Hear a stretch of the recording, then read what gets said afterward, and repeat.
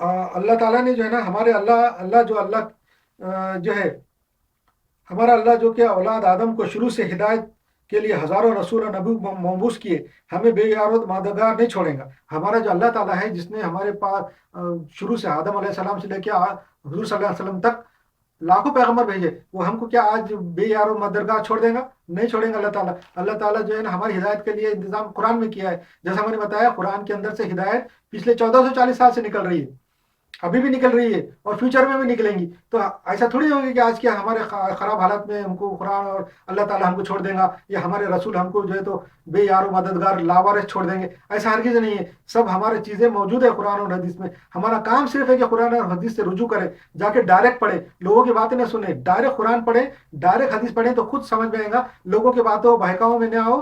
पूरे 1.5 अरब मुसलमानों के अंदर हर एक का दिमाग डिफरेंट है। आपको हर एक आदमी बहका देगा।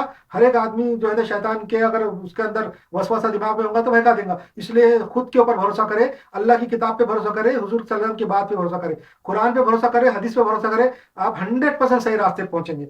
तो अल्लाह ताला ने जो है हजारों पैगंबर मबूस किए हमारी हिदायत के लिए, तो क्या हमको वो छोड़ देगा? क्या बेआरो मदद नहीं छोड़ेगा, हरगिज़ नहीं छोड़ेगा। बल्कि अल्लाह ने और इसके रसूल ने हमें अपनी ज्यादा गाइडेंस की है।